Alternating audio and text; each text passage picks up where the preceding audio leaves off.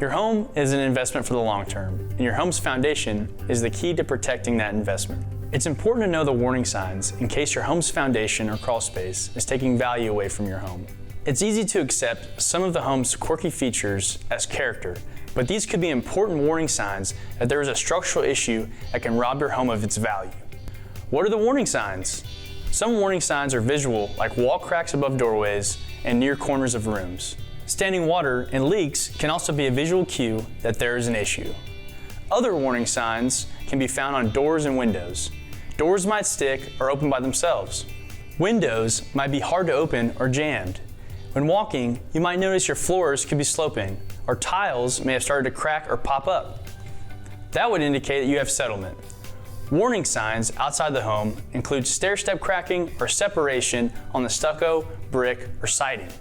These problems won't get better in time. Settlement never stops and can lead to ongoing problems such as plumbing issues, roof issues, or even a fractured slab.